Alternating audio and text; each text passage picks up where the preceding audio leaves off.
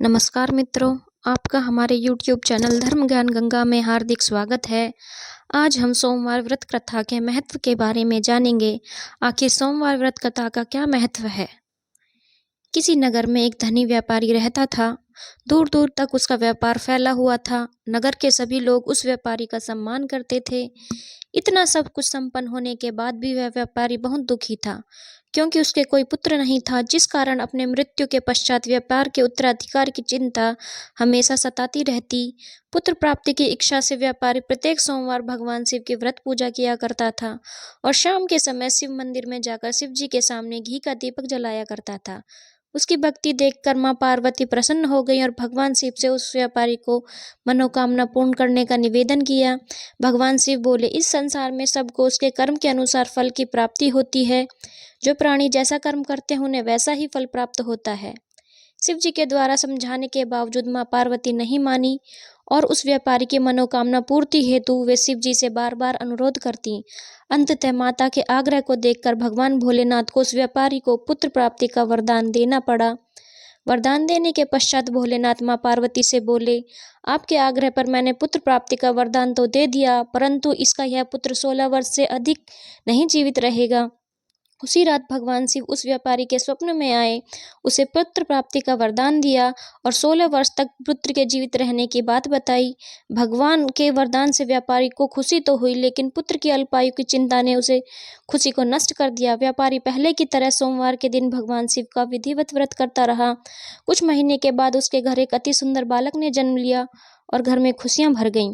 बहुत धूमधाम से पुत्र जन्म का समारोह मनाया गया, परंतु व्यापारी को पुत्र जन्म की अधिक खुशी नहीं हुई, क्योंकि उसके पुत्र की अल्पायु के रहस्य का पता था। जब पुत्र 12 वर्ष का हुआ तो व्यापारी ने उसे उसके मामा के साथ पढ़ने के लिए वाराणसी भेज दिया। लड़का अपने मामा के साथ शिक्षा प्राप्ति हेतु चल दिया। रास्ते में जहाँ भी मामा भांजे विश्राम हेतु रुकते, वहीं यज्ञ करते और ब्राह्मणों को भोजन कराते। लंबी यात्रा के बाद मामा भांजे के नगर में पहुंचे। उस दिन नगर के राजा की कन्या का विवाह था, जिस कारण पूरे नगर को सजाया गया था। निश्चित समय पर बारात आ गई, लेकिन वर का पिता अपने बेटे के एक आंख से काने होने के कारण बहुत चिंतित था। उसे भय था कि इस बात का पता चलने पर कहीं राजा विवाह से इनकार न कर दे, इससे उसकी बदनामी तो होगी। जब घर के पिता ने व्यापारी के पुत्र को देखा तो उसके मस्तिष्क में एक विचार आया। उसने सोचा, क्यों ना इस लड़के को दूल्हा बनाकर राजकुमारी से विवाह करा दूं। विवाह के बाद इसको धन देकर विदा कर दूंगा और राजकुमारी को अपने नगर ले जाऊंगा। वर के पिता ने लड़के के मामा से इस संबंध में बात की। मामा ने धन मिलने के लालच में वर के पिता की बात स्वीकार कर ली।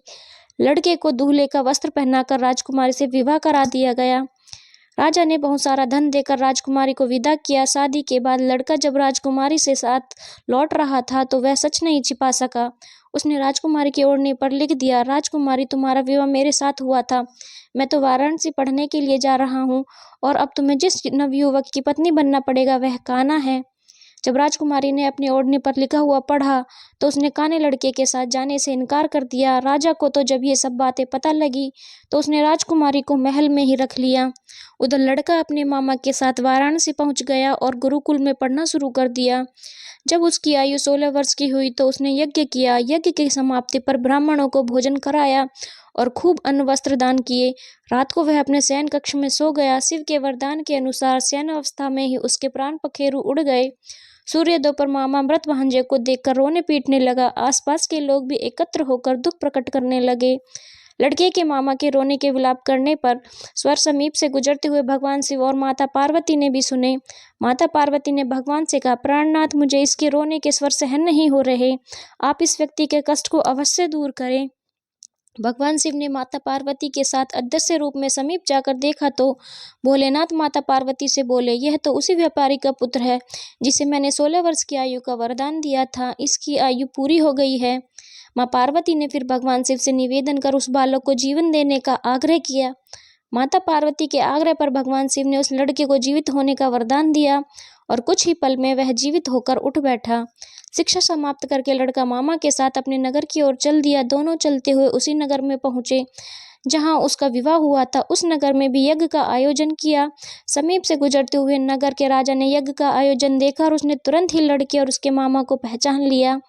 यज्ञ के समाप्त होने पर राजा मामा और लड़के को महल में ले गया और कुछ दिन उन्हें महल में रखकर बहुत सा धन वस्त्र आदि देकर राजकुमारी के साथ विदा कर दिया। इधर भूखे प्यासे रहकर व्यापारी और उसकी पत्नी बेटे की प्रतीक्षा कर रहे थे। उन्होंने प्रतिज्ञा कर रखी थी कि यदि उन्हें अपने बेटे की मृत्यु का समाचार मिला तो दोनों अपने प्राण त्याग देंगे। परंतु जैसे ही उसने बेटे के जीवित वापस लौटने का समाचार सुना तो वह बहुत प्रसन्न हुआ। वह अपनी पत्नी और मित्रों के साथ नगर के द्वार पर पहुंचा। अपने बेटे का विवाह का समाचार सुनकर पुत्रवधू राजकुमारी को देखकर उसकी खुशी का ठिकाना न रहा।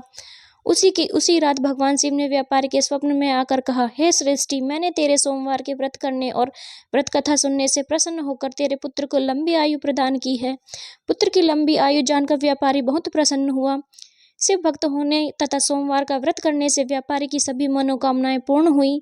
इसी प्रकार जो भक्त सोमवार का विधिवत व्रत करते हैं और व्रत कथा सुनते हैं, उनकी सभी इच्छाएं पूरी होती हैं।